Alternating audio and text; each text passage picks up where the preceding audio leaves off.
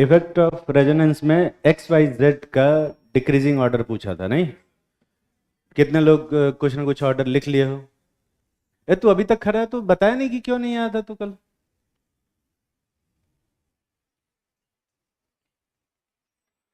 कोई खास वजह नहीं है?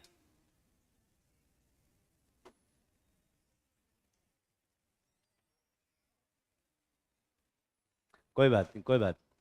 तुझे तो सब समझ में आता ही है कि नहीं? ठीक है, बैठ जा, बैठ जा।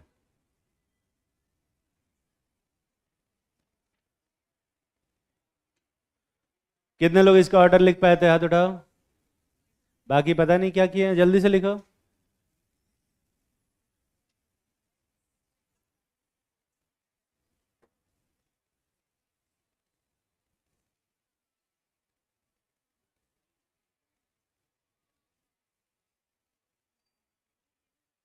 कर दिया? नहीं नहीं।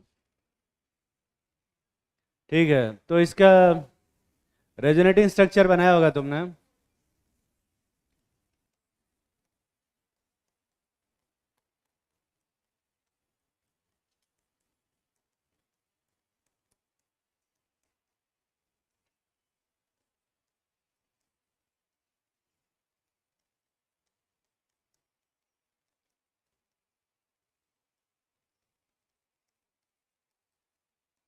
यही बन रहा है ना बे? अरे यही है। सबसे ज़्यादा स्टेबल कौन सा था? थर्ड वाला। एक्चुअल मॉलिक्यूल में किसका कंट्रीब्यूशन ज़्यादा होगा? थर्ड वाले कंट्रीब्यूशन ज़्यादा होगा। और इसी वजह से इस जगह पर डबल बॉन्ड कैरेक्टर ज़्यादा होगा, यहाँ भी डबल बॉन्ड कैरेक्टर ज़्यादा होगा, और इन दो जगह पे भी होगा डबल बॉन्ड कैरेक्टर, पर यहाँ सिंगल बॉन्ड कैरेक्टर ज़्यादा होगा। दिख रहा है ना? दिख रहा है? तो जो ग्रीन वाले बॉन्ड है वो 1.5 से ज़्यादा को रिप्रेजेंट कर रहे हैं, और येलो वाला जो बॉन्ड है 1.5 से कम को रिप्रेजेंट कर रहा है। आई होप कि सबको समझ में आ रहा होगा। ये कितने लोगों को नहीं समझ में आ रहा है वो हाथ उठाए। अबे हाथ उठाओ अगर नहीं समझ में आता। ये सब हाथ भी नहीं उठाते हैं, फिर बाद में ऐसे देखते रहते हैं कि पता नहीं क्या पढ़ा रहे हैं। नहीं समझ में आता है तुरंत पूछा करो। ठीक। तो थर्ड वाले कंट्रीब्यूशन के हिसाब से अ, यहाँ पर ये जो x है, ये y है, और ये z है। तो y क्या होगा भाई? सबसे बड़ा होगा। दिख रहा है? ये पता चल रहा है कि नहीं? और x और y, x और z दोनों जगह पे 1.5 से ज़्यादा डबल बॉन्ड, 1.5 से ज़्यादा बॉन्ड ऑर्डर होगा, पर x और y में कहाँ पर बॉन्ड ऑर्डर रिलेटिवली थोड़ा सा और ज़्यादा होगा? x के पास जो बॉन्ड ऑर्डर होगा वो थोड़ा और ज़्यादा होगा। क्यों ज़्यादा होगा बे? क्योंकि जो उसके बाद स्टेबल स्ट्रक्चर है सेकंड नंबर पे, उसमें इस जगह पे क्या है? Double bond. और उसकी वजह से यहाँ पर डबल बॉन्ड कैरेक्टर थोड़ा सा और ज़्यादा होगा विद रिस्पेक्ट टू दैट। ठीक है? तो यहाँ पे कौन बड़ा होगा? y। और फिर सबसे छोटा कौन होगा बे? x। क्योंकि x वाली जगह पे बॉन्ड ऑर्डर ज़्यादा है, इसलिए x वाली जगह पे बॉन्ड लेंथ क्या होगा? कम हो। ईमानदारी से हाथ उठाओ, कितने लोग ये ऑर्डर सही सही लिख पाए थे? कम लोग हैं। दिमाग लगाना है ना, इसलिए थोड़ा सा मुश्किल हो जाती होगी। तू भी नहीं किया? एक्स और वाई थोड़ा सा। कितने लोग थोड़ा सा गलत किए, जस्ट उल्टा लिख दिए? हाँ, जस्ट उल्टा। हाँ, अगर इस सिर्फ इस रेजोनेटिंग स्ट्रक्चर को देखा जाए तो उस हिसाब से कहीं भी वाई सबसे बड़ा नहीं लग रहा है। ऐसा लगता है कि वाई तो सबसे छोटा होना चाहिए, पर एक्चुअल मॉलिक्यूल से हम हमेशा बॉन्ड लेंथ बताते हैं, ना कि एक रेजोनेटिंग स्ट्रक्चर। ठीक है? एक और ऐसा ही क्वेश्चन देंगे तो कर लोगे? कर लोगे ना बे? सेम वही क्वेश्चन है, right the decreasing order of bond length in following bond. जल्दी से करते हैं।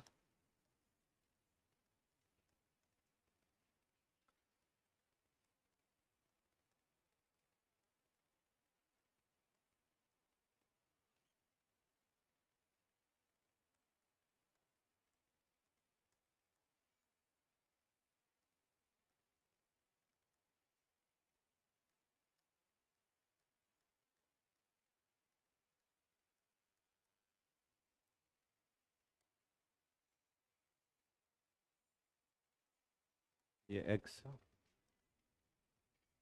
Y, Z. अरे खत्म हो गया।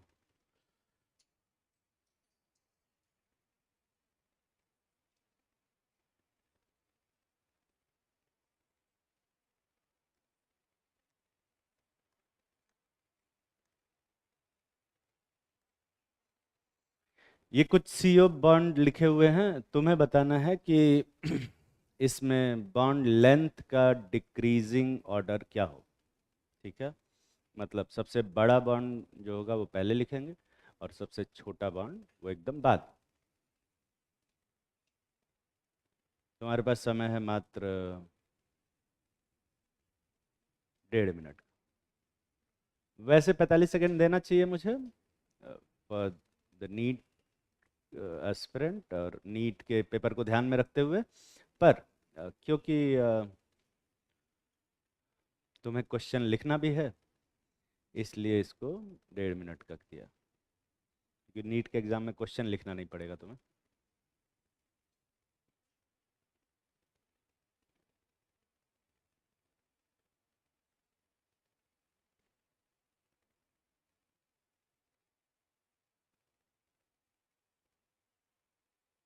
किसका फ़ोन लिए थे कल? तेरा फ़ोन मिल गया तुझे?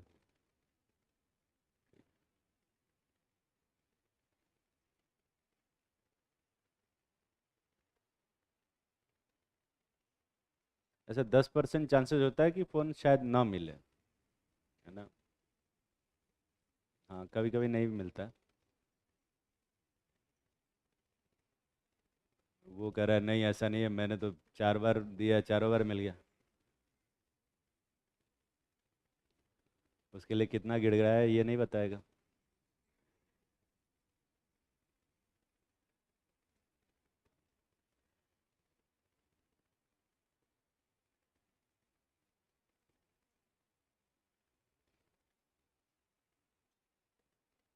मैं तुम लोग की थोड़ी सी हेल्प कर देता हूँ।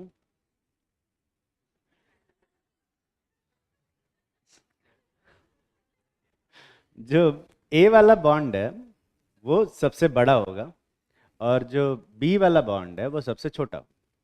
तो टेक्निकली अभी तुम्हारे पास 6 बॉन्ड नहीं है जिनका बॉन्ड ऑर्डर बताना है, सिर्फ 4 ही बॉन्ड है जिनका बॉन्ड ऑर्डर बताना है, बॉन्ड लेंथ का ऑर्डर बताना। ठीक है, करो।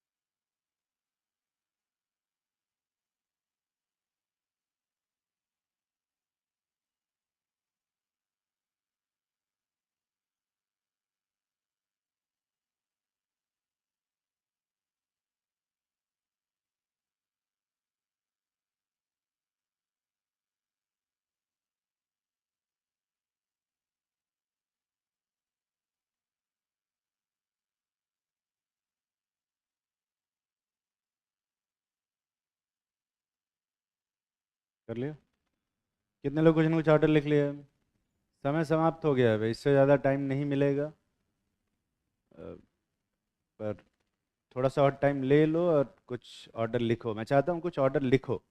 मैं ये नहीं चाहता कि मैं यहाँ पे एक ऑर्डर लिखूँ और तुम उसे छापो, क्योंकि उससे फिर तुम्हारा दिमाग यूज़ नहीं होगा, और बिना यूज़ का दिमाग क्या ही करोगे लेके।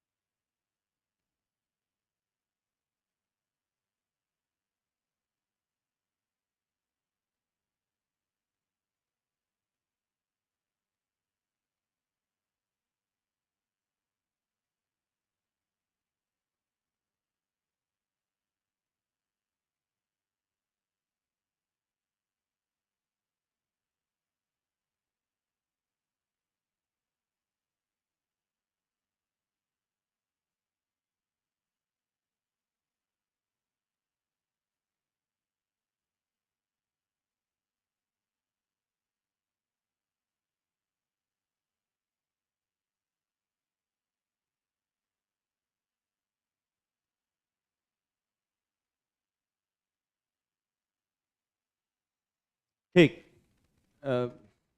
रेजोनेंस हो रहा है कहीं पे?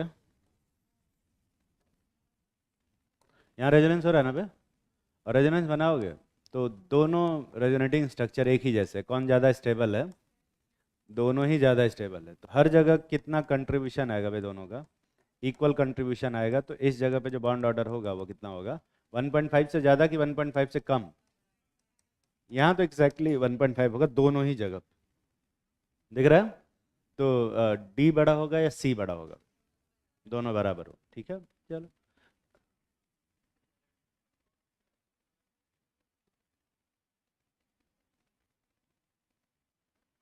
कहाँ पर इलेक्ट्रॉन विड्रॉइंग ग्रुप लगा हुआ है? हाँ हाँ, तो इन दोनों में से किसके बगल में इलेक्ट्रॉन विड्रॉइंग या डोनेटिंग ग्रुप लगा? CH3 है ना? ये वाला। और वो इस ऑक्सीजन के पास में है। तो ये वाला CH3 भी तो इस ऑक्सीजन के पास में है। कौन सा CH3 ज़्यादा पास में है? मैं देख लेता हूँ एक बार। ऐसा करते हैं, हाइब्रिडेशन के हिसाब से बना लेते हैं।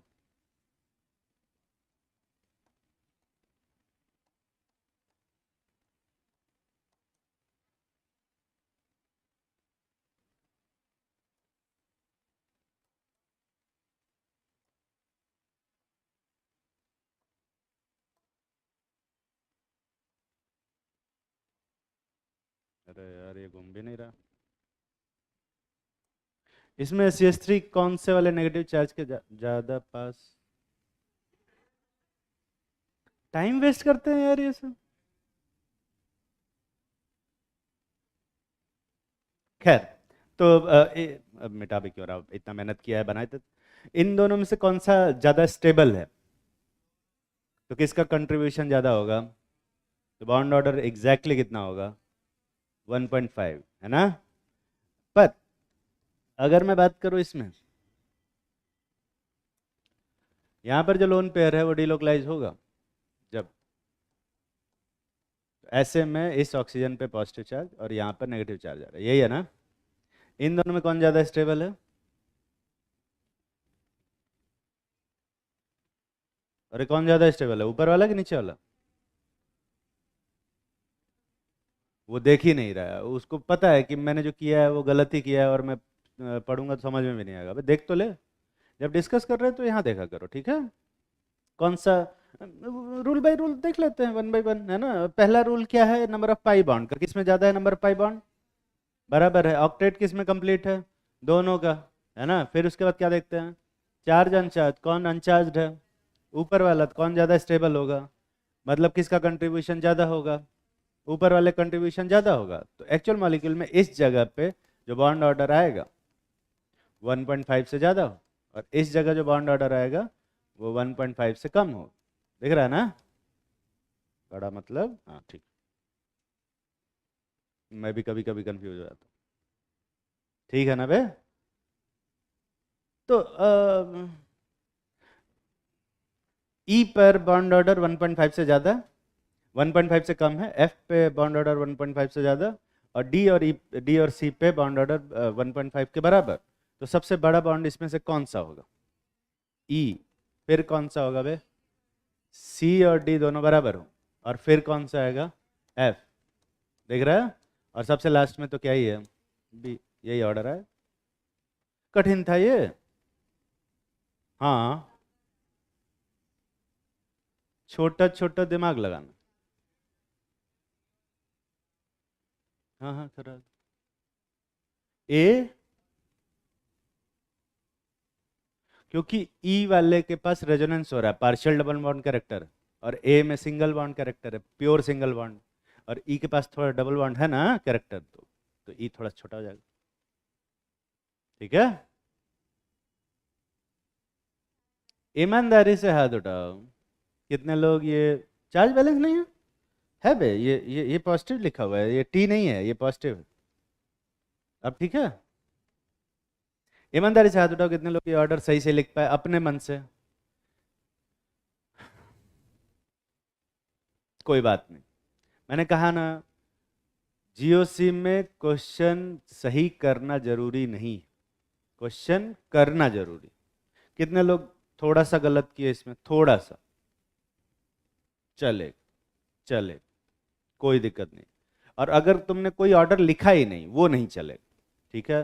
तो अगर कोई ऑर्डर लिख रहे हो गलत हो रहा है, मैं कह रहा हूं ना, सारे ही गलत हो रहे हैं, कोई फर्क नहीं पड़ेगा भाई, कोई फर्क नहीं पड़ता,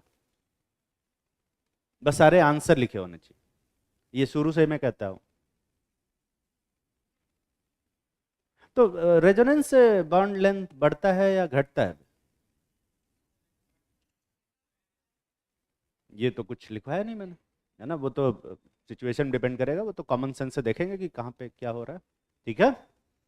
लिखो अगला, ऑन स्टेबिलिटी ऑफ कार्बोकेटायन।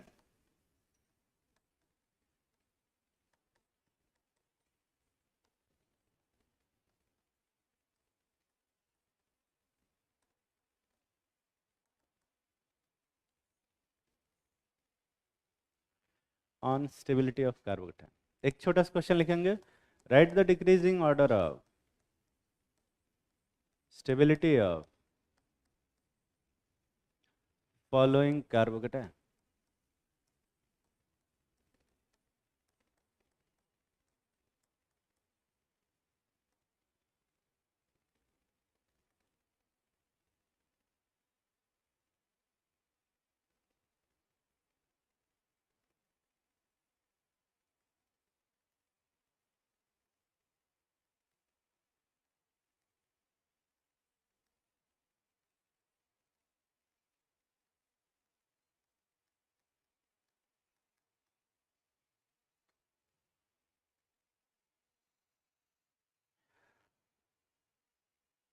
तो कार्बोकेटायन की स्टेबिलिटी पे रेजोनेंस कैसा इफेक्ट डालता है, इसको पहले सीखेंगे, और फिर अगले इफेक्ट की तरफ बढ़ेंगे।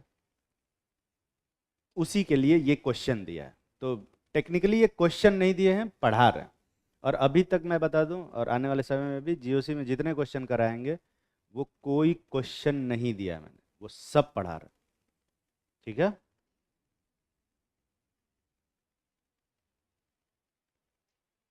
मैं तुम्हारी थोड़ी सी हेल्प कर देता हूँ, रेजोनेंस से बताया जा सकता है सिर्फ, ऑब्वियसली इफेक्ट ऑफ रेजोनेंस पढ़ा रहे हैं तो उसी से बताएंगे।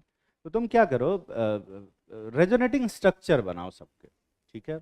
अगर रेजोनेटिंग स्ट्रक्चर तुम बना लेते हो, तो तुम्हें समझ में आएगा कि हो क्या रहा है।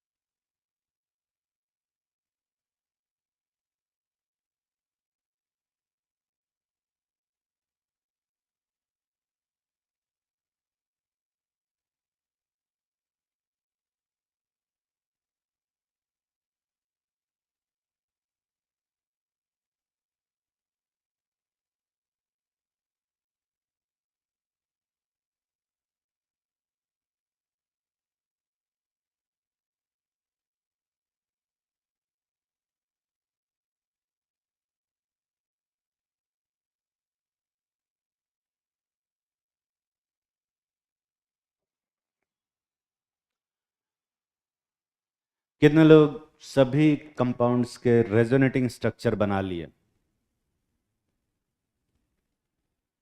कितने लोग कम से कम मन में बना लिए सबके कंपाउंड के रेजोनेटिंग स्ट्रक्चर? क्या कर रहे हैं ये सब? ना कॉपी बनाया ना मन में बनाया, तो कम से कम रेजोनेटिंग स्ट्रक्चर इतने बनाने हैं जितने में कि उनके रेजोनेटिंग स्ट्रक्चर मन में बनाने लग जाओ, तब तक बनाने। और नहीं बना पा रहे हो तो कॉपी बनाओ।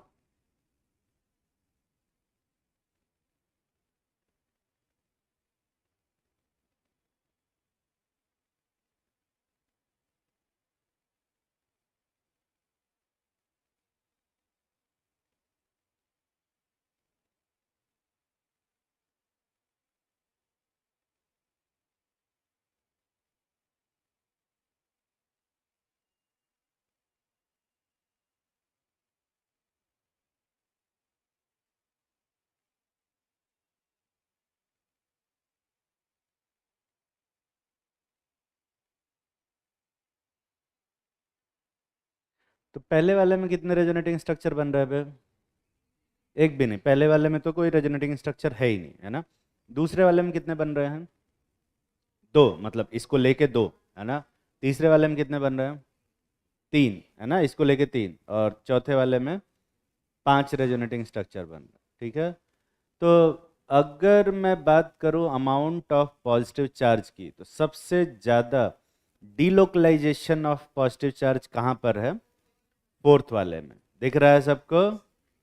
और सबसे कम डीलोकलाइजेशन पॉजिटिव चार्ज का कहाँ है? फर्स्ट में। वहाँ डीलोकलाइजेशन है ही नहीं, ठीक है। तो जितना ज़्यादा डीलोकलाइजेशन होगा एक्चुअल मॉलिक्यूल में पॉजिटिव चार्ज का अमाउंट उतना ही ज़्यादा होगा या उतना ही कम होगा?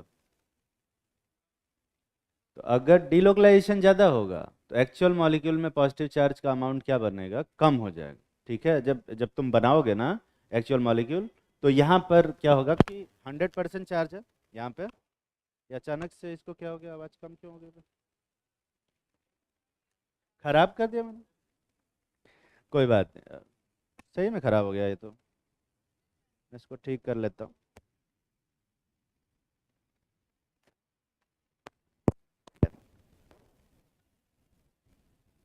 ठीक है। अभी आवाज़ थोड़ी सी भारी आ रही है?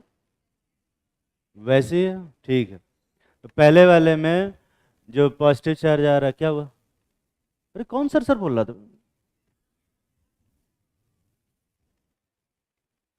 तो यहाँ पे पॉजिटिव चार्ज का अमाउंट ऑलमोस्ट उतना ही रहेगा, बस यहाँ पे थोड़ा सा घट जाएगा प्लस आई की वजह से, दिख रहा है ना। पर यहाँ पर जो पॉजिटिव चार्ज का अमाउंट है वो सीधा ही क्या हो जा रहा है? हाफ हो जा रहा है एक्चुअल मॉलिक्यूल में, दिख रहा है। और यहाँ जो पॉजिटिव चार्ज का अमाउंट है 1/3 हो जा रहा है, पता चल रहा है। और यहाँ जो पॉजिटिव चार्ज का अमाउंट है बहुत ही कम बच रहा है, ठीक है। 1/5 नहीं हो रहा, बहुत कम हो जा रहा है, दिख रहा है। तो सबसे ज़्यादा पॉजिटिव चार्ज कहाँ है? फर्स्ट पे। तो सबसे ज़्यादा न्यूक्लियोफाइल पे कौन तेजी से अटैक करेगा? फर्स्ट वाला, दिख रहा है। तो सबसे ज़्यादा स्टेबल कौन सा होगा? फोर्थ वाला, फिर उसके बाद थर्ड, फिर और फिर फर्स्ट। ये ऑर्डर आएगा। तकलीफ में तो नहीं हो?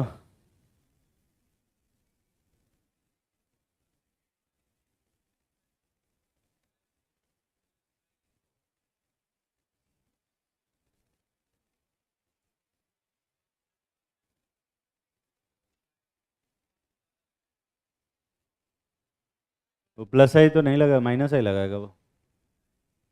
सेकंड में माइनस आई लगेगा। किस में? फर्स्ट वाले में डोनेटिंग है, थोड़ा सा लगाएगा। प्लस आई डोनेटिंग नहीं, देख ले माइनस आई में लिखवाया हुआ है। पूछना क्या था तुझे? ठीक है।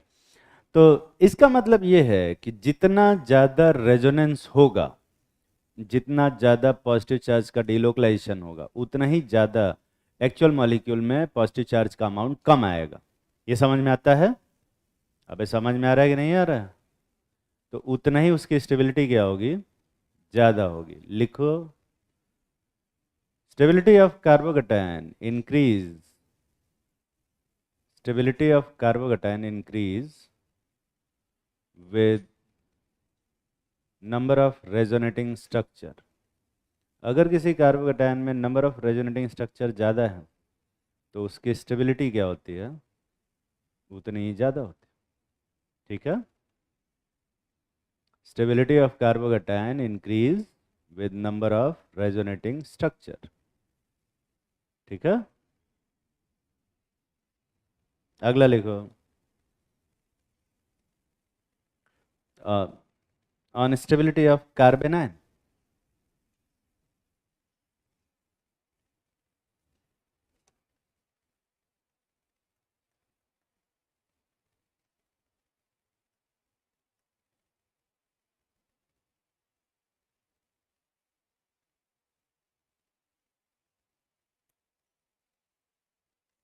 और एक छोटा सा क्वेश्चन लिखेंगे, right the decreasing order of stability of following कार्बेनाइन।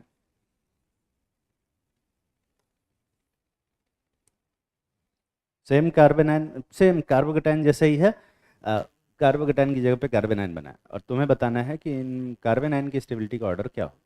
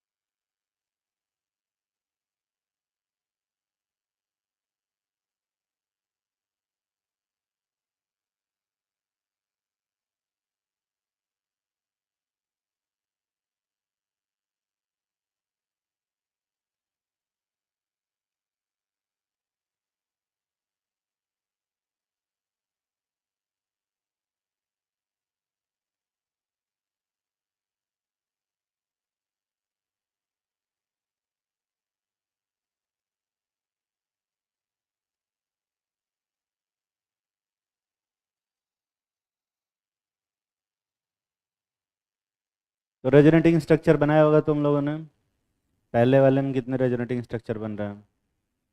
एक भी नहीं, एक ही स्ट्रक्चर है, उसको रेजोनेटिंग स्ट्रक्चर नहीं बोलेंगे। दूसरे वाले में दो बन रहे हैं, तीसरे वाले में तीन बन रहे हैं, और चौथे वाले में पांच बन रहे हैं। ठीक है, तो चार्ज का डिलोकलाइजेशन ज़्यादा होगा तो एक्चुअल मॉलिक्यूल में उस नेगेटिव चार्ज का वैल्यू क्या हो जाएगा, कम हो जाएगा। तो जैसे यहाँ पर जो नेगेटिव चार्ज है वो तो फुल नेगेटिव चार्ज है, यहाँ पर -1/2 होने का एक्चुअल मॉलिक्यूल में, यहाँ -1/3, और यहाँ डेल्टा नेगेटिव दिख रहा है। सबसे ज़्यादा नेगेटिव चार्ज कहाँ पर है? पहले वाले में। सबसे ज़्यादा इलेक्ट्रोफाइल पे अटैक कौन करेगा? पहला वाला है। तो सबसे ज़्यादा स्टेबल कौन सा होगा? चौथा वाला। फिर उसके बाद थर्ड, सेकेंड और फर्स्ट, यही ऑर्डर आएगा। देख रहा है ना बे? अच्छा, कार्बोकैटायन की स्टेबिलिटी का अगर देखा जाए तो कार्बोकैटायन में भी यही कार्बोकैटायन बने हुए थे। पहले सबसे पहले वो लोग हाथ उठाओ जो ये ऑर्डर सही से लिख पाए। ठीक, तो कार्बोकैटायन और कार्बेनाइन की स्टेबिलिटी का ऑर्डर अगर तुम देखोगे तो ये एग्जैक्टली क्या आ रहा है बे? सेम आ रहा है। दिख रहा है ना? इसका मतलब कि कार्बेनाइन और कार्बोकैटायन की स्टेबिलिटी का ऑर्डर एग्जैक्टली क्या होता है? ऐसा कुछ नहीं होता, ऐसा कुछ नहीं होता। अभी कुछ दिन पहले मैंने ही कराया है जिसमें एग्जैक्टली अपोजिट आ रहा था, अभी मैं ही करा रहा हूँ जिसमें एग्जैक्टली सेम आ रहा है। तो अगर मिक्स करके देंगे तो कोई रिलेशन नहीं आएगा। ठीक है, लिखो। Stability of carbon ion also increase with number of resonating structure. अगर नंबर ऑफ रेजोनेटिंग स्ट्रक्चर बढ़ेंगे तो कार्बन आयन की स्टेबिलिटी भी बढ़ेगी। ठीक है, stability of carbon ion also increase with number of resonating structure.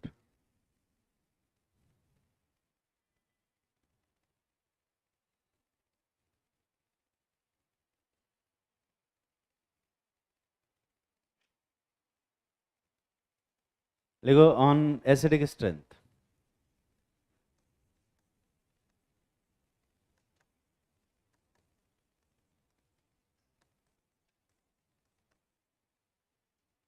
इसमें एक छोटा सा क्वेश्चन लिखेंगे,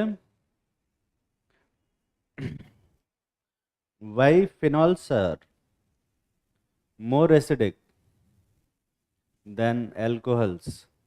दोनों प्लूरल में लिखवाया है, phenols are more acidic than alcohol. तो कोई भी एक फिनॉल बना लेते हैं, बेसिक फिनॉल।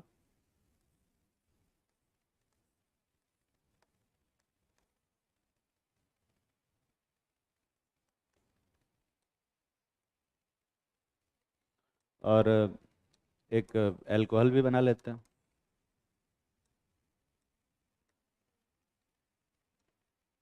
ठीक है, क्या हुआ? हाँ हाँ, बहुत सारे देखे होंगे, मैं पढ़ा रहा हूँ इसलिए तो कह रहा हूँ। तो ये दोनों में ही देखोगे ना तो हाइड्रोजन एसिडिक है। हाइड्रोजन किससे जुड़ा हुआ है? ऑक्सीजन से। देखो, कोई भी हाइड्रोजन जो जो कि ऑक्सीजन या फिर हेलोजन से जुड़ा रहता है वो एसिडिक माना जाता है। जैसे HCl में जो हाइड्रोजन है वो एसिडिक है, HF में भी, HBr में, HI में, या इवन ऑक्सीजन से जुड़े हुए जो भी होते हैं हाइड्रोजन वो सब एसिडिक ही होते हैं थोड़े थोड़े। पानी भी, पानी का भी जो हाइड्रोजन है वो थोड़ा सा एसिडिक होता है। तो यहाँ भी दोनों हाइड्रोजन ऑक्सीजन से ही जुड़े हुए हैं। इसके बावजूद भी जो फिनॉल है, फिनॉल इसमें कौन है पता चल रहा है? पहला वाला, और जो दूसरा वाला है वो अल्कोहल। फिनॉल जो होते हैं वो ज़्यादा एसिडिक होते हैं देन अल्कोहल। तो ऐसा क्यों होता है, ये कोई बता सकता है? ड्यू टू रेजोनेंस, बस, क्योंकि रेजोनेटिंग का इफेक्ट पढ़ा रहे हैं तो ड्यू टू रेजोनेंस ही हो जाएगा। हाँ बता।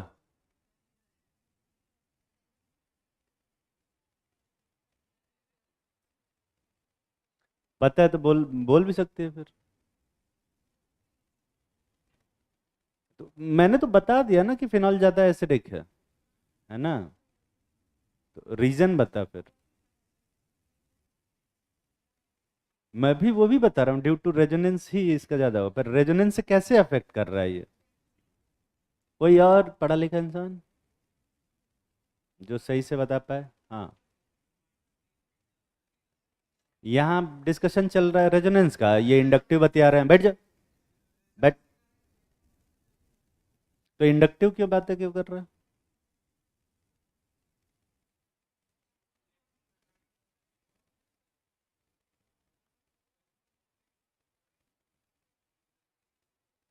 हम्म। तो रेजोनेंस की वजह से एसिडिक स्ट्रेंथ बढ़ती है।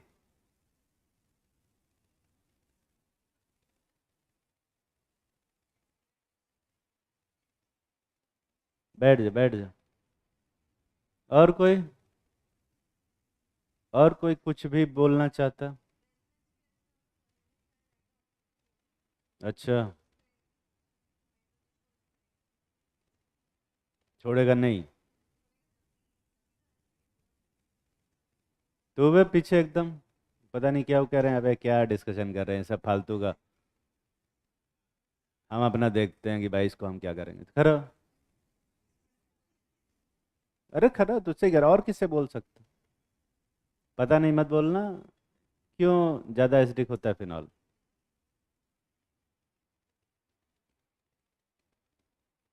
अभी सोच रहा है पता नहीं बोलने वाले थे, वही बोलने से मना कर दिया। अब क्या बोले?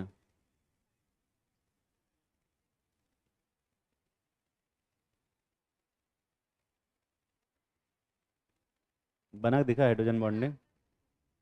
अरे मैं तुम लोग से दिमाग लगवाना चाहता हूँ, मैं तो बता ही दूंगा।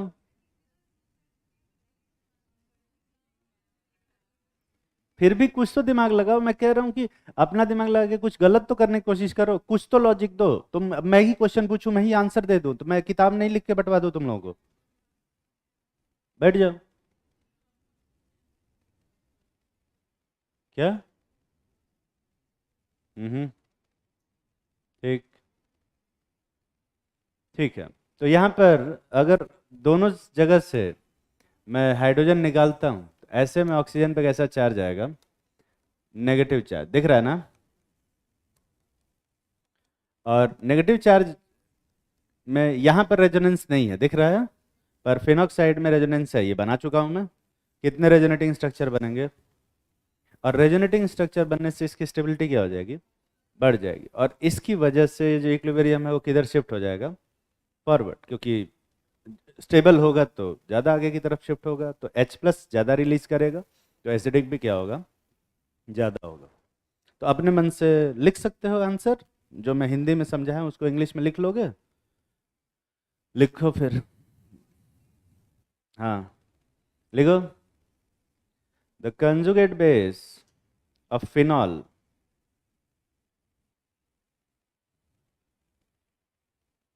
is stabilized is stabilized by resonance.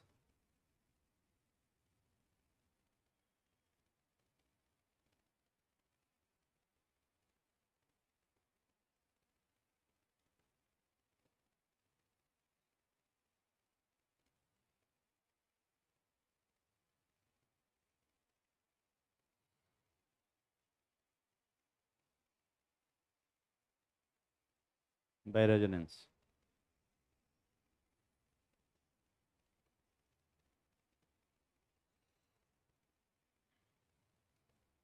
लिख लिया? और इसीलिए जो अल्कोहल का के होता है, जो अल्कोहल का के होता है, ये 10⁻⁻16 के ऑर्डर का होता है, ऑर्डर का। और जो फिनॉल का के होता है वो 10⁻⁻10 के ऑर्डर का होता है। ठीक है? तो किसका के ज़्यादा है? के जानते हो ना बे? डिसोसिएशन कांस्टेंट है ना, एसिड का डिसोसिएशन कांस्टेंट, तो जितना ज़्यादा होगा उतना ही उसका एसिडिक स्ट्रेंथ भी ज़्यादा होगा। ठीक है? लिखो एक और क्वेश्चन।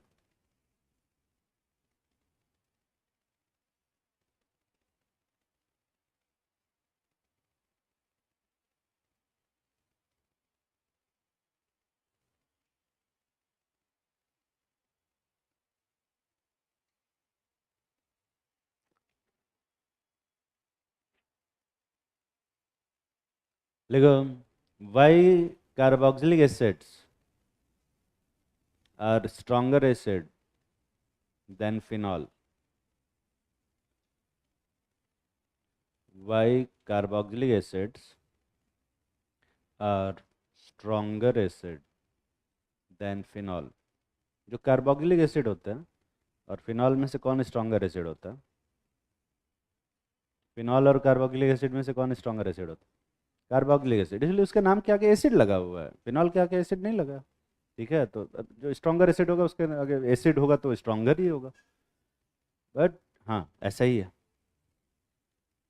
जिसके आगे एसिड लगा है वो तो एक ऑब्वियस सी बात है कि स्ट्रॉन्गर एसिड है देन एक ऐसा कंपाउंड जिसके आगे एसिड नहीं लगा।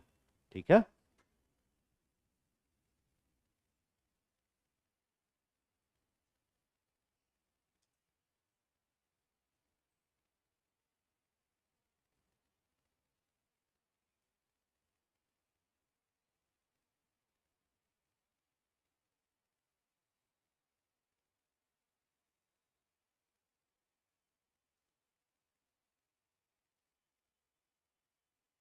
अपना दिमाग लगाएंगे।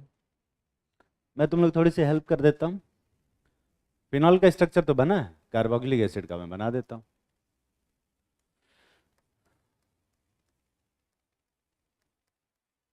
ये कार्बोक्सिलिक एसिड,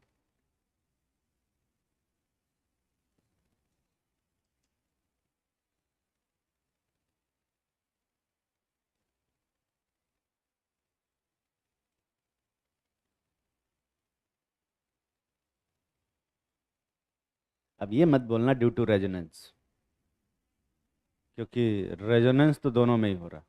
नहीं,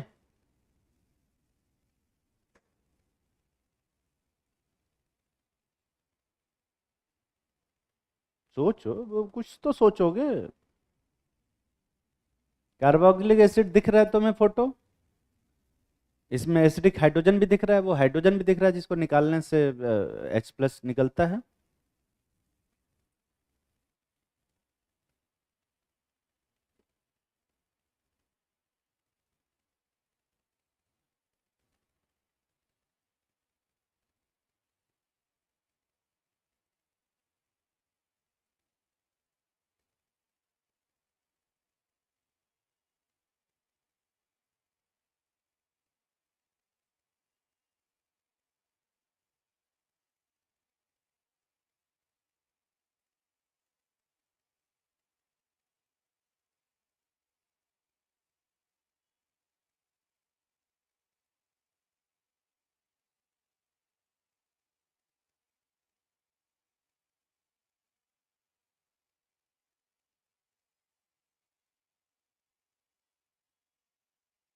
कितने लोग कुछ ना कुछ आंसर दे सकते हो?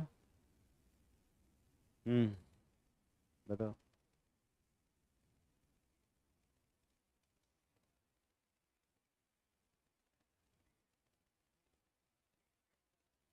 हम्म।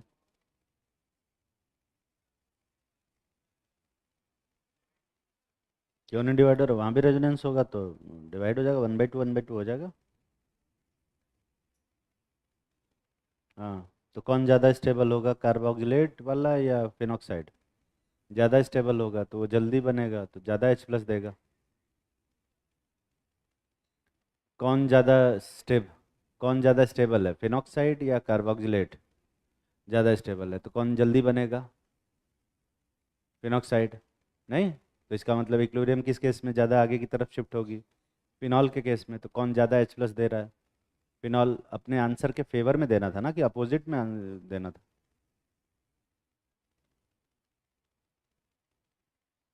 तो अब तू पहले लॉजिक के हिसाब से, पहले आंसर देने के बाद तो लॉजिक उस हिसाब से एडजस्ट किया जा सकता था।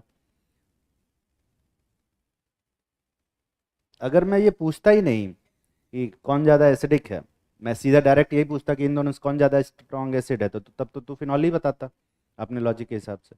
पर जब मैंने बता दिया कि कार्बोक्सिलिक एसिड स्ट्रॉन्गर एसिड है, फिर भी तू फिनॉल बता रहा है। गलत आंसर, गलत जो एक्सप्लेनेशन है वो सुन सकता हूँ मैं, एकदम अपोजिट एक्सप्लेनेशन। बैठ जा।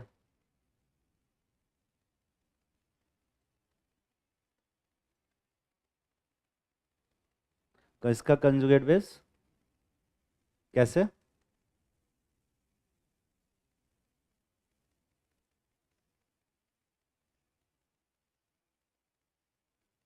स्टेटमेंट नहीं बना, तेरे चारों को मिलाने के बाद जो भी स्टेटमेंट तू बोल रहा था ना, छोटा छोटा पार्ट्स में वो जो वर्ड्स बोले, उन सबको मिला के एक स्टेटमेंट प्रॉपर नहीं बना। तो मैं चाहता हूँ कि वो जो स्टेटमेंट है प्रॉपर, वो बोल।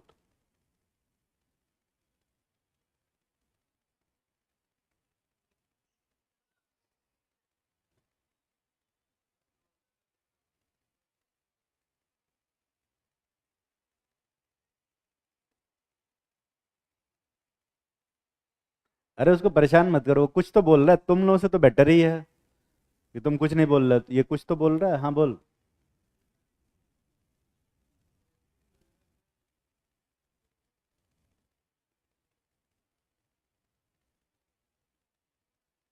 कौन ज़्यादा स्टेबल हो जाएगा? कार्बोक्सिलेट वाला ज़्यादा स्टेबल हो जाएगा। बैठ जाओ। और कोई कुछ कहना चाहता है? कोई भी कुछ भी। डेटा दे देता हूँ मैं इसका। जो के है, ये अराउंड होता है 10⁻⁻5, जो कि फिनॉल के से कहीं ज़्यादा है ना, 5 गुना ज़्यादा नहीं है। 10⁵ मतलब लगभग 1 लाख गुना ज़्यादा एसिडिक। ठीक है। और ऐसे में अगर मैं यहाँ पे इससे हाइड्रोजन निकालता, ये जो नेगेटिव चार्ज आ रहा है, ये रेजोनेंस से स्टेबलाइज्ड है। पर यहाँ पर कितने रेजोनेटिंग स्ट्रक्चर बन रहे हैं? सिर्फ दो। और यहाँ कितने बन रहे हैं बे? 5। ये बोल रहा हूँ कि यहाँ 5 बन रहे हैं, वहाँ 2 बन रहे हैं, तो समझ में आ रहा है ना? ठीक है। तो यार अभी मैंने लिखवाया कि नंबर ऑफ रेजोनेटिंग स्ट्रक्चर अगर ज़्यादा होंगे तो स्टेबिलिटी ज़्यादा होगी, तो फिनॉक्साइड ज़्यादा स्टेबल होना चाहिए, मतलब ये इक्विलिब्रियम ज़्यादा आगे शिफ्टेड होगी, मतलब ये H+ ज़्यादा निकलेगा, मतलब ये ज़्यादा एसिडिक होगा, है ना? पर कार्बोक्सिलिक एसिड स्ट्रॉन्गर एसिड होता है, ये हम सब जानते हैं, क्योंकि उसी के नाम के आगे एसिड लगा, के की वैल्यू भी वही बता रही है। तो तो फिर यहाँ पे कौन सा ऐसा फैक्टर है जो जो लग रहा है? हाइड्रोजन बॉन्डिंग कहाँ हो सकती है? एक हाइड्रोजन है, उसे हाइड्रोजन बॉन्डिंग के लिए तो 2 ग्रुप होने चाहिए ना। तो रेजोनेंस को अगर तुम ध्यान से देखोगे तो यहाँ जो रेजोनेंस हो रहा है उसमें नेगेटिव चार्ज कार्बन पे डिलोकलाइज हो रहा है, दिख रहा है? दिखाई दे रहा है? और वहाँ जो नेगेटिव चार्ज डिलोकलाइज हो रहा है कहाँ हो रहा है? ऑक्सीजन पे। तो किसके रेजोनेटिंग स्ट्रक्चर ज़्यादा स्टेबल है? कार्बोक्सिलेट के। पर किस में ज़्यादा रेजोनेटिंग स्ट्रक्चर बन रहा है? फिनॉक्साइड। तो quality of resonating structure carboxylate में अच्छे हैं, और quantity of resonating structure phenoxide में ज़्यादा है। तो क्वालिटी और क्वांटिटी में जो चूज करना होता है तो हम क्या चूज करेंगे? हमेशा quality of resonating structure choose करेंगे over the quantity of resonating structure, हमेशा। ठीक है, इसलिए कि तुम ढेर सारा खिचड़ी खाना पसंद करोगे या थोड़ा सा बिरयानी?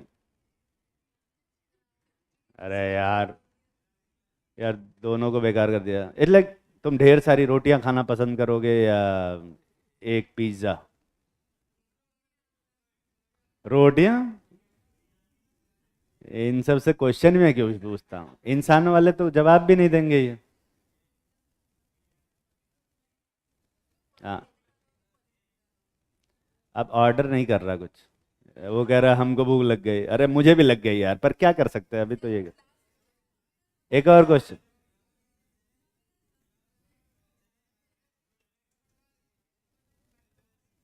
आंसर लिखो इसका अपने मन से। तो कार्बोक्सिलेट आयन ज्यादा स्टेबल है या फिनॉक्साइड आयन? इसको कार्बोक्सिलेट आयन बोलते हैं, उसको फिनॉक्साइड आयन बोलते हैं, ठीक है? कार्बोक्सिलेट और फिनॉक्साइड में कौन ज्यादा स्टेबल है? कार्बोक्सिलेट। और कार्बोक्सिलेट क्यों ज्यादा स्टेबल है? क्योंकि वहां पे जो रेजोनेटिंग स्ट्रक्चर है वो ज्यादा स्टेबल। भले ही नंबर ऑफ रेजोनेटिंग स्ट्रक्चर कम है, पर जो क्वालिटी ऑफ रेजोनेटिंग स्ट्रक्चर है वो ज्यादा है।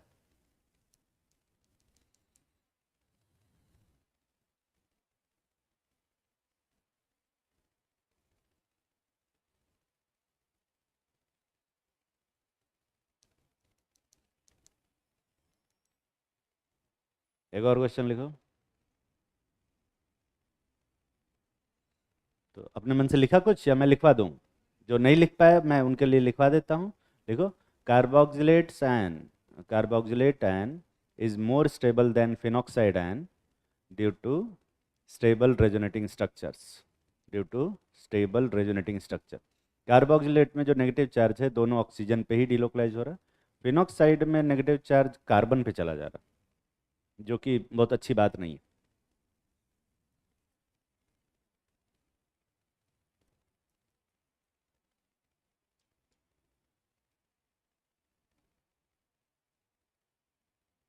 देखो, why sulphonic acid, why sulphonic acid is very strong acid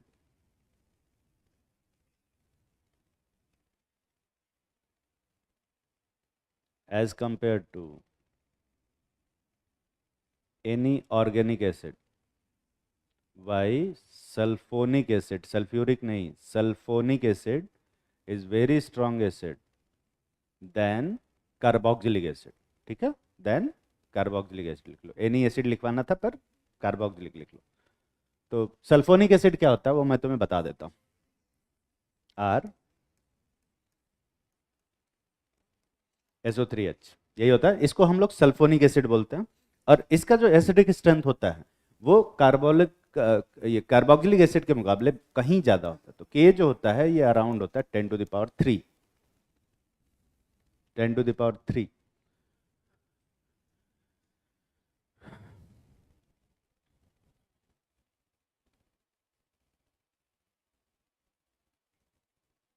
बगल में योगी जी आए हुए हैं। हाँ, अरे मोदी जी नहीं, ये बगल सामने फॉर्चून वाली जो बिल्डिंग होगा, अपना आए होंगे खाना बनाने।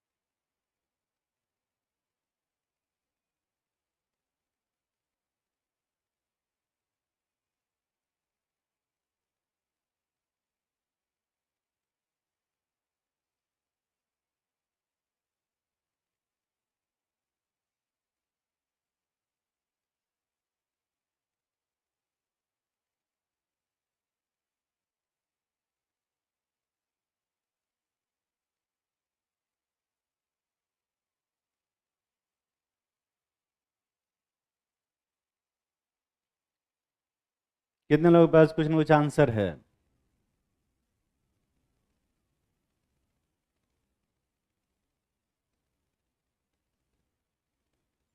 तो ऐसा करो, वहां से हाइड्रोजन निकालो। ठीक है, हाइड्रोजन निकालोगे तो किस पे नेगेटिव चार्ज आएगा? ऑक्सीजन पे। क्या वहां पे रेजोनेंस हो रहा है?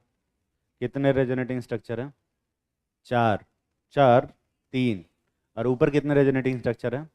दो। तो 50% एक्स्ट्रा रेजोनेटिंग स्ट्रक्चर बन रहे हैं। ठीक है, तो स्टेबिलिटी, क्वालिटी भी अच्छी है और क्वांटिटी भी ज़्यादा है, तो स्टेबिलिटी क्या होगी?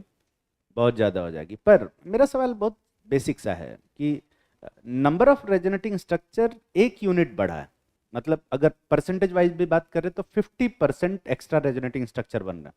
50% से इतना ज़्यादा ग्रोथ, मतलब 10⁻⁵ था, 10⁻³ है। 10⁻8 ज़्यादा स्ट्रॉन्ग एसिड होता है कार्बोक्सिलिक एसिड, सल्फोनिक एसिड, है ना। 10⁻8 का मतलब कितना होता है पता है? 10 करोड़ गुना। 10 करोड़। इतने तो रुपए भी नहीं देखे मैंने।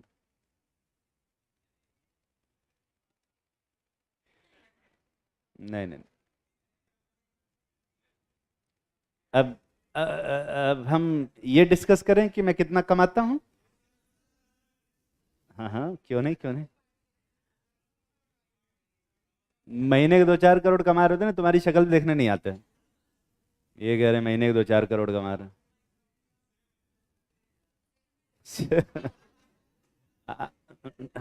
पर तुम महीने का उतना भी नहीं कमाते होगे जितना मैं कमाता हूँ।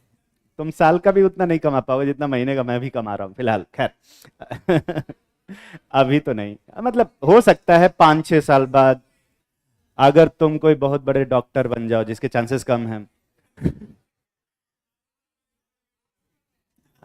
मुझसे पढ़ रहे हो तो नहीं है बनोगे, है ना। ये अगर हमसे पढ़ रहे हैं इसीलिए तो नहीं बनेंगे, हाँ, तो तुमको रोक के रखे हैं, हमसे कहीं और जाके पढ़ ले।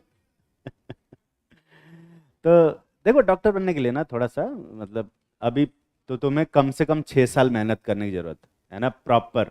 उसके बाद भी एमबीबीएस वाले डॉक्टर बनोगे, उनको ज़्यादा पैसा वैसा मिलता नहीं है ना। एमबीबीएस, मेरे बहुत सारे स्टूडेंट एमबीबीएस किए हुए हैं और मैं सबकी कंडीशन जानता हूँ, सब फ्रस्ट्रेट है, सब एमएस करना या एमडी करना चाहते हैं। वो क्या बोलते हैं एमएस, उसके बाद क्या होता है? PG, PG. हाँ, कर चुके हैं। कर चुके हैं काफी सारे, बहुत सारे लोग। वैसे केजीएमसी में तो 7-8 स्टूडेंट मेरे ऐसे ही हैं, केजीएमसी में अलग अलग। हाँ हाँ।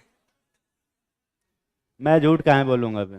मैं वैसे नीट वालों को बहुत कम पढ़ाता हूँ, है ना, ज़्यादातर जेई वालों को पढ़ाता हूँ। जेई में ज़्यादा बच्चे सेलेक्टेड हैं, पर नीट में कम बच्चे हैं जो कि हैं, पर फिर भी हैं, है ना।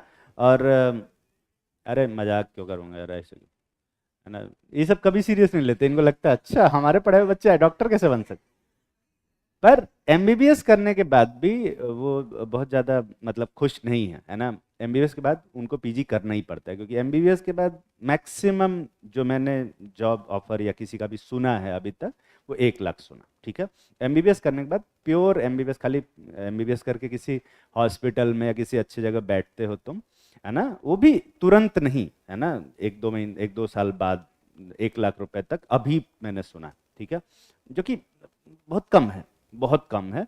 अगर मैं अगर मैं बात करूं amount of investment as a time और पैसा दोनों मिला के, तो 1 लाख रुपए काफ़ी कम।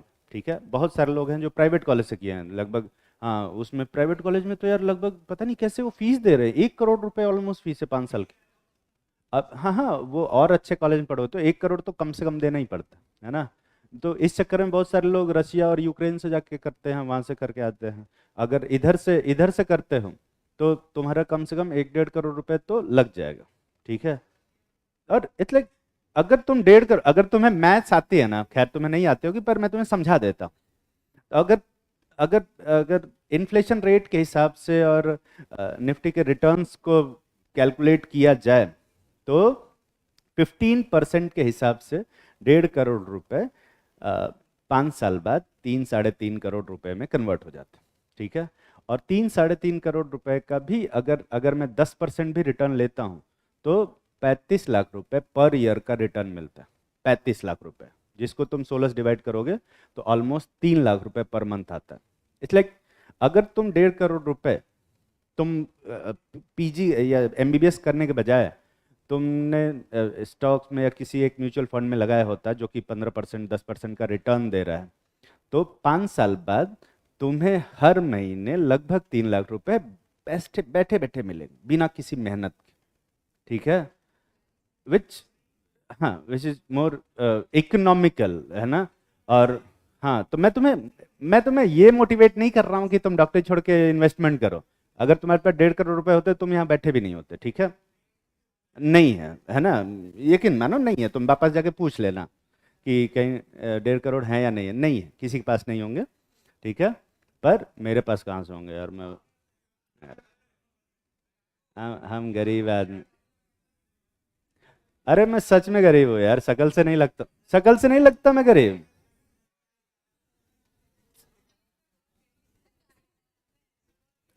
हाँ, पुरानी सी गाड़ी रखी हुई है, ऐसे ही बस चल रही है।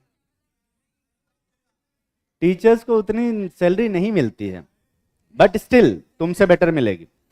अब 1 लाख रुपए की इनकम अगर तुम्हारी आ रही है तो उसमें उसमें कुछ भी तुम्हें नहीं कर पाओगे, उसमें फ्रस्ट्रेट ज्यादा रहोगे, तो तुम्हें पीजी करना ही पड़ेगा। और पीजी करने के लिए 2 साल का पीजी का कोर्स होता है, पर 3 साल का हो गया क्या? हाँ हाँ, वो बाहर का वो मिला के, हाँ, इंटर्नशिप मिला के 3 साल हो जाता है। ठीक है, पर उस 3 साल का कोर्स करने के लिए कुछ लोगों को 2-3 साल पहले से प्रिपरेशन करना पड़ता है। और एमबीबीएस करने के बाद, कॉलेज लाइफ से निकलने के बाद दोबारा से पढ़ाई नहीं हो पाती है। मोस्ट ऑफ द स्टूडेंट की यही प्रॉब्लम है। जितने लोगों से मैंने डिस्कस किया, जितने लोगों से मेरी बात होती है, मोस्ट ऑफ टाइम बात करते कनेक्टेड रहते हैं इंस्टाग्राम के थ्रू या फेसबुक के थ्रू, या नंबर वंबर भी पहले लोगों के पास था। तो वो सब यही बताते हैं कि अब भी कॉलेज से निकलने के बाद फिर दोबारा से पढ़ाई करना उतना नहीं हो पाता है। तो उसमें से ज़्यादातर लोग एमबीबीएस करके रुक जाते हैं। कुछ लोग पीजी करते हैं, और पीजी करने के लिए भी बहुत मेहनत करना पड़ता है, तो 6 साल तुम्हारे पीजी में भी लगेंगे। ठीक है, हाँ, पीजी करने के बाद अगर तुम किसी अच्छे हॉस्पिटल में जॉब करते हो तो तुम्हें 2.5-3 के आसपास मिलना शुरू हो जाएगा आफ्टर 2-3 ईयर, है ना, तुरंत वो भी नहीं मिलेगा। ठीक है, तो टेक्निकली 5 साल, अभी 6 साल तुम्हारा ये एमबीबीएस के मान लो, और 6 साल तुम्हारा पीजी का, और फिर 2 साल और, तो 14 साल बाद तुम जाके 2.5-3 के, अरे मेरे बराबर का, तब भी मुझसे कम ही मतलब, तब तक मैं भी बढ़ जाऊँ 15 में तो। ये एक वो हद तक ठीक है। अरे नहीं यार, उतना का। ठीक है, तो कर सकते हो तुम, पर यह है कि मेहनत। ठीक है, लेकिन हाँ, एक बार ये 15 साल वाला मेहनत कर लिया तुमने, ठीक है, उसके बाद, हाँ, वो करना पड़ेगा। ये 15 साल वाली मेहनत को तुम अवॉइड नहीं कर सकते, ये इसको तुम्हें करना ही पड़ेगा। ठीक है, वो भगवान मालिक,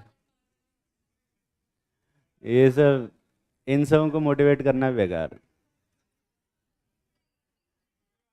यहाँ पर इतना ज्यादा इतना ज्यादा डिफरेंस क्यों आ रहा है, ये कोई बता सकता?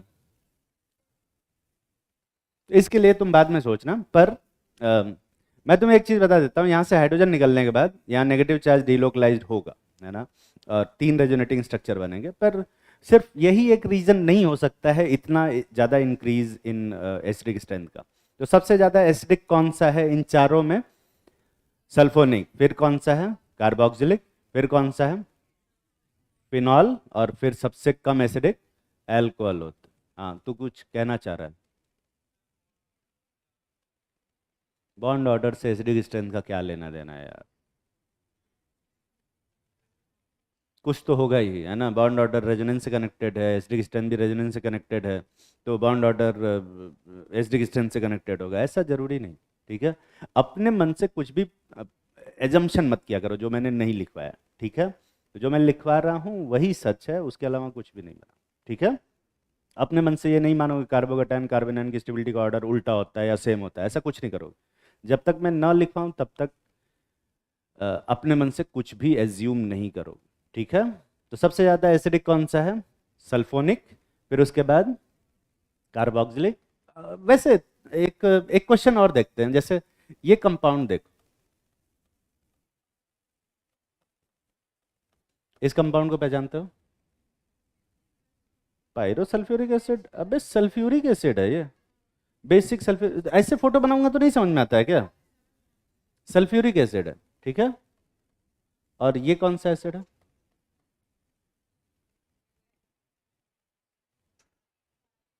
H2CO3, carbonic acid. नाम सुने हो ना? कार्बोनिक एसिड और सल्फ्यूरिक एसिड में से कौन स्ट्रॉन्ग एसिड होता है? ये कार्बोनिक बता रहे हैं, पता नहीं कहाँ से कार्बोनिक बता रहे हैं। सल्फ्यूरिक एसिड, मुझे लगता है कि ये तो तुम्हें पता ही होना चाहिए कि सबसे स्ट्रॉन्ग एसिड्स कौन से होते हैं।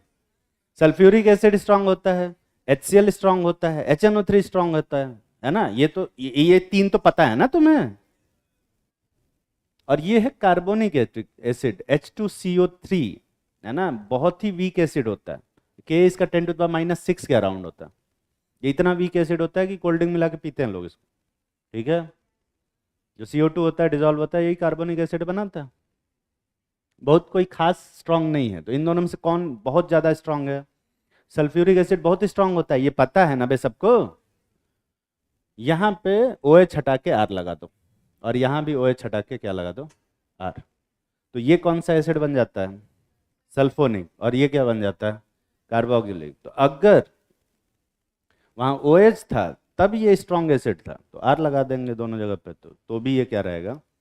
और उतना ही डिफरेंस होता है, जितना कार्बोनिक और सल्फ्यूरिक में होता है उतना ही कार्बोक्सिलिक और सल्फोनिक में भी होता है। तकलीफ में हो? नहीं, ये रीजन नहीं, ये तो मैं बस एक्सप्लेन कर रहा हूँ कि बता रहा हूँ कि किस लेवल का ज़्यादा एसिडिक स्ट्रेंथ। रीजन तुम सोच के आना, मुझे नहीं पता। मैं भी कल देख के आऊँगा तो बताऊँगा, मुझे अभी नहीं पता। चलो बता देते। तो यहाँ पर एक और डिफरेंट टाइप का रेजोनेंस होता है, जिसको इस तरह से भी बना सकते।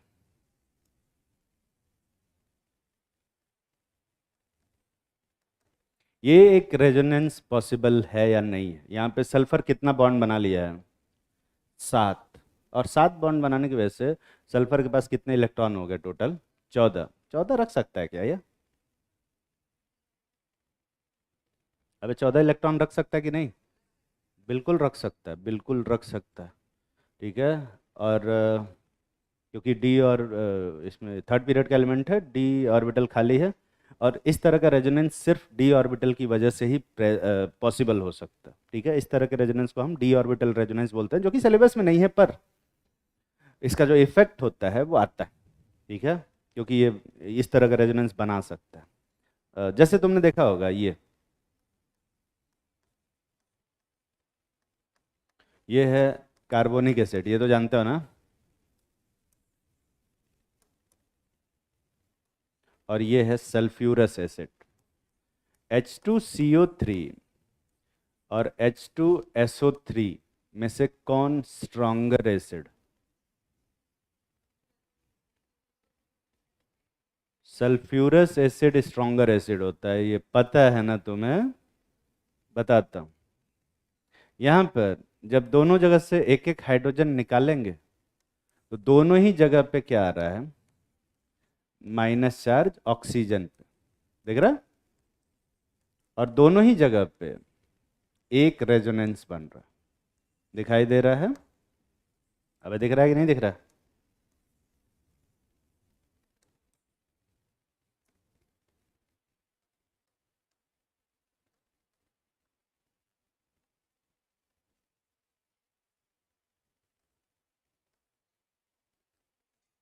सेम रेजोनेंस दोनों जगह पे हो रहा है, बावजूद इसके दोनों में दो रेजोनेटिंग स्ट्रक्चर हैं, दोनों में सेम टाइप का रेजोनेंस है, दोनों में ऑक्सीजन पे नेगेटिव चार्ज है, हर तरह से सेम। इसके बावजूद भी सल्फ्यूरस एसिड स्ट्रॉन्गर एसिड होता है देन कार्बोनिक एसिड। कहाँ है बे? क्योंकि यहाँ पे एक और रेजोनेंस।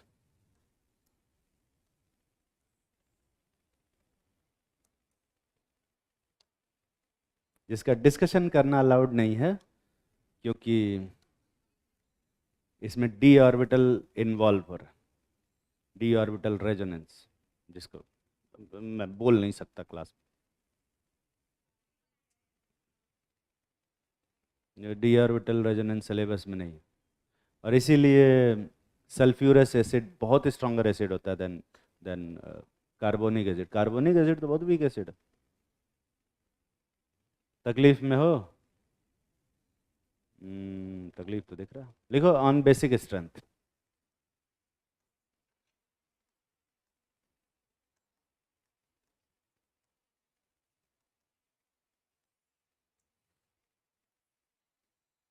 उसमें एक छोटा सा क्वेश्चन लिखेंगे, Y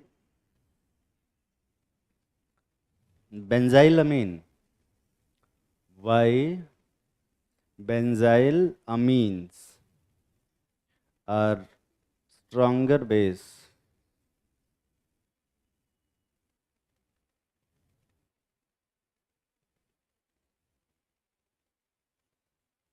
why benzylamine are stronger base than aniline?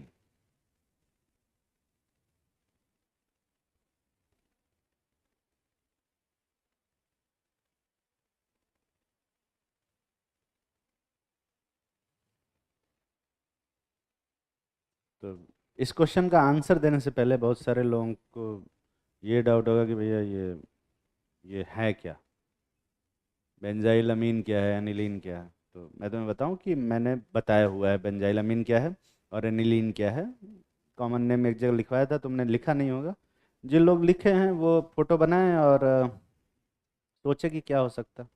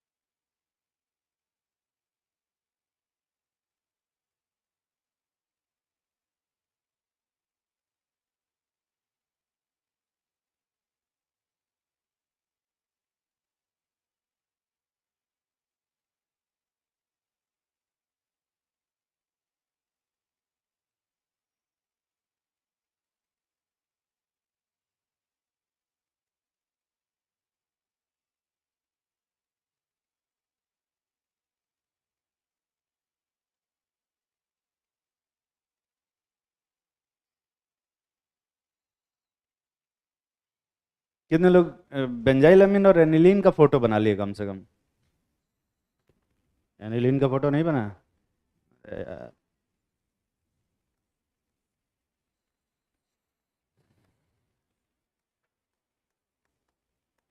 ये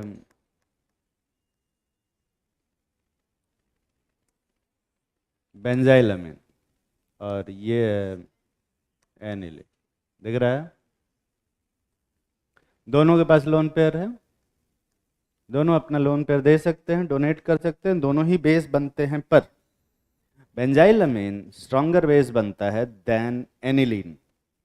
किसी के पास रीजन है प्रॉपर? बोलना नहीं है, हाथ उठाना है कि क्यों ऐसा होता है। अगर हर चीज का क्वेश्चन का रीजन मैं ही दूंगा तो फिर तो कैसे काम चलेगा? कोई तो अपने मन से सोच के बताओ क्या हो सकता है रीजन। अच्छा, तो रेजोनेंस से एसिडिक स्ट्रेंथ बढ़ता ही घटता है? एसिडिक स्ट्रेंथ ऐसा कुछ लिखवाया नहीं, रेजोनेंस से कुछ लेन देन नहीं, वो तो डिपेंड करता है किस टाइप का रेजोनेंस हो रहा। ठीक है।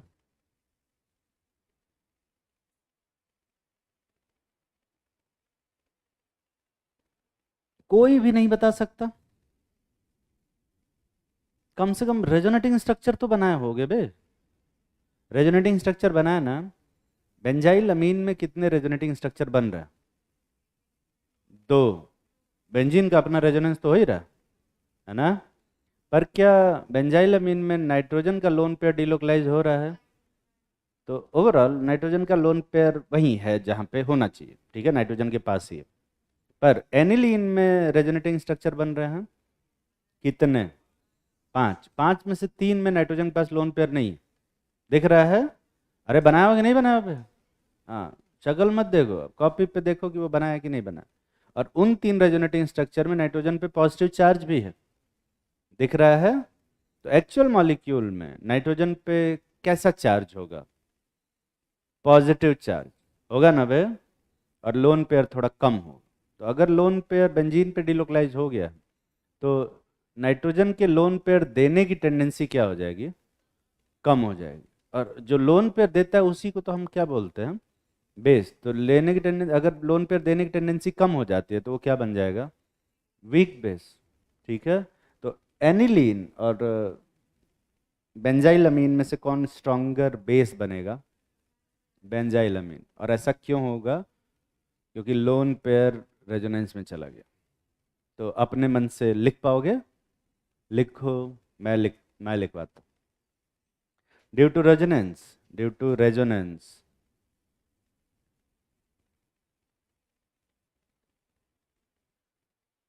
the lone pair of aniline,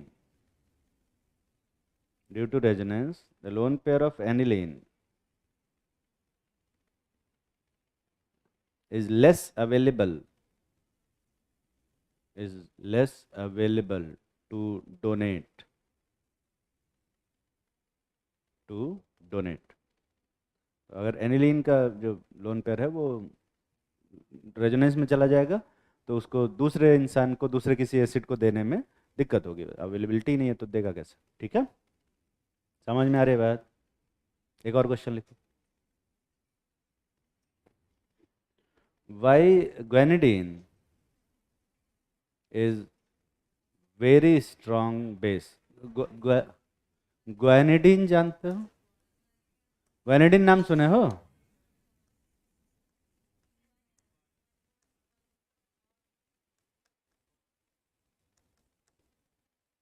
ग्वेनिडीन बोलते हैं इसको।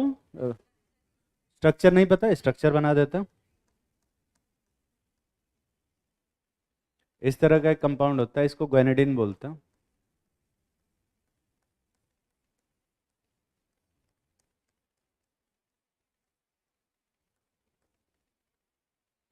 ये कंपाउंड एक कंपाउंड और बना देता हूं।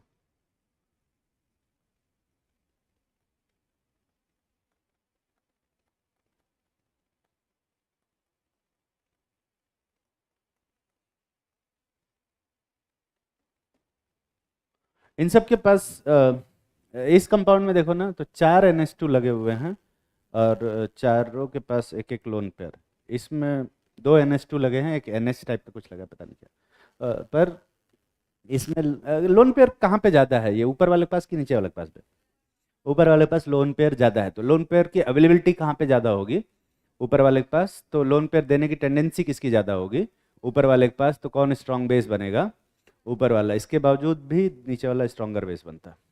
ठीक है, तो तुम्हें बताना है कि ये ग्वेनिडीन जैसा जो कंपाउंड है, ये क्यों इतना स्ट्रॉन्ग बेस है, जबकि उसके पास एज सच कोई बहुत ज़्यादा लोन पेयर है नहीं। उससे तो कम ही लोन पेयर है, पर उससे स्ट्रॉन्ग बेस कैसे हो गया? कम लोन पेयर हो के ज़्यादा स्ट्रॉन्ग बेस कैसे बन गया? करो।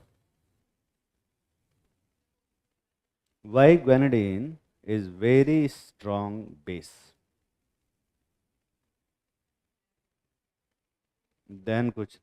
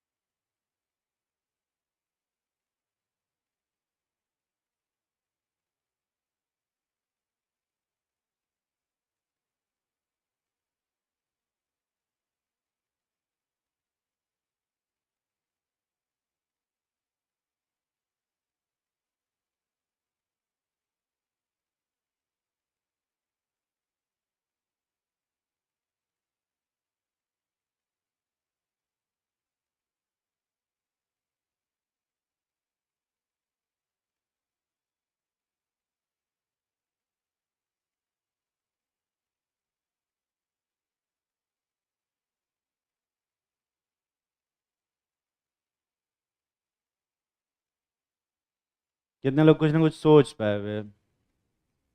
चलो देखते हैं। क्या इसमें रेजोनेंस हो रहा है? रेजोनेंस होता हुआ दिख रहा है कि नहीं बे? अब रेजोनेंस बनाओगे ना तो 3 रेजोनेटिंग स्ट्रक्चर बनेंगे, पर इसकी वजह से इस नाइट्रोजन पे पॉजिटिव, और जो H+ आएगा वो कहाँ अटैक करेगा? ये नीचे वाले दोनों NH2 पे या ऊपर वाले NH पे? ऊपर वाले NH पे अटैक करेगा। अबे इधर सुन ले, सुनते ही नहीं है सब। तो नीचे वाले NH2 पे क्यों नहीं अटैक करेगा, ऊपर वाले NH पे क्यों अटैक करेगा? एक्चुअल मॉलिक्यूल में जब रेजोनेटिंग स्ट्रक्चर बनाओगे तो ऐसे में ऊपर वाले नाइट्रोजन पे पार्शियल नेगेटिव चार्ज है और नीचे वाले दोनों पे पार्शियल पॉजिटिव चार्ज। तो ऑब्वियसली H+ का अट्रैक्शन ऊपर वाले की तरफ से होगा, नीचे वाले की तरफ से नहीं। ये समझ में आ रहा है कि नहीं आ रहा है? पर अगर मैं ऊपर वाले को H+ दे भी देता हूँ, ऐसी सिचुएशन में ये एक बेस बनेगा। देख, ये एक कंजुगेट बेस एसिड बनेगा, सॉरी। ये देख रहा है? और इस कंजुगेट एसिड के अंदर क्या रेजोनेंस हो रहा है? वापस से हो रहा है ना? तो ये रेजोनेटिंग स्ट्रक्चर बनाओगे तो यहाँ पे 3 रेजोनेटिंग स्ट्रक्चर बनेंगे। देखो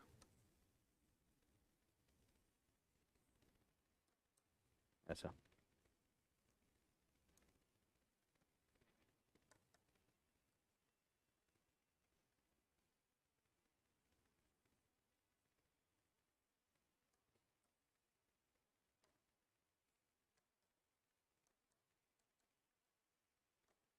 3 रेजोनेटिंग स्ट्रक्चर बनने से इस कंजुगेट एसिड की स्टेबिलिटी क्या हो जाएगी? बढ़ जाएगी, जिससे H+ खाने की टेंडेंसी इसकी क्या हो जाएगी? बढ़ जाएगी। अब ये ज़्यादा स्टेबल होगा, और अगर ये ज़्यादा स्टेबल होगा तो इक्विलिब्रियम किधर शिफ्ट होगा बे? आगे। मतलब H+ खाने की टेंडेंसी क्या होगी? बढ़ेगी। मतलब बेसिक स्ट्रेंथ क्या होगी? बढ़ेगी। पर यहाँ पे मान ले कि एक H+ दे के मैं इसको गैप कर दूं, कुछ रेजोनेंस वेजोनेंस हो रहा है क्या? कुछ नहीं। ठीक है, तो कहाँ पर H+ जल्दी जाएगा? ये ऊपर वाले में या नीचे वाले के पास? नीचे वाले के पास। तो कौन स्ट्रॉन्गर बेस बनेगा? नीचे वाला। और इसलिए ग्वेनेडीन बहुत ही स्ट्रॉन्ग बेस बनता है। ठीक है, ये इतना स्ट्रॉन्ग बेस है कि इनऑर्गेनिक बेस के बराबर ऑलमोस्ट स्ट्रॉन्ग बेस होता है।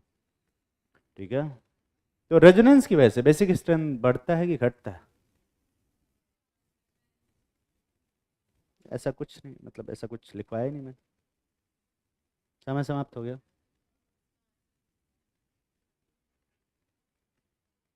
आंसर बता दिया मैंने इसका। इंग्लिश इंग्लिश तो तुम्हें मुझसे ज़्यादा अच्छी ऐसे आती होगी।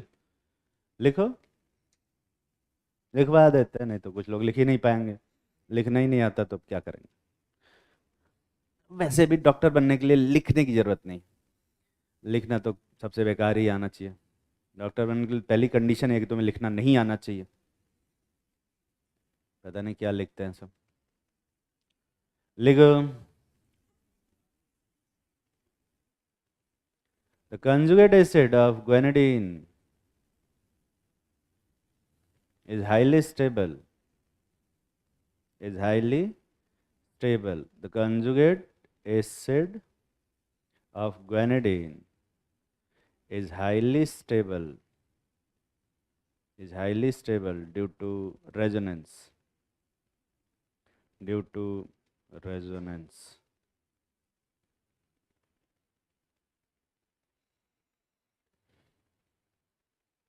एसिडिक स्ट्रेंथ हो गया, बेसिक स्ट्रेंथ हो गया, कार्बोकेटायन कार्बन आयन की स्टेबिलिटी हो गई। लिखो, रेजोनेटिंग इफेक्ट। तो अभी तक मैं क्या पढ़ा था? इफेक्ट ऑफ रेजोनेंस पढ़ा रहा था। अब पढ़ाएंगे रेजोनेटिंग इफेक्ट।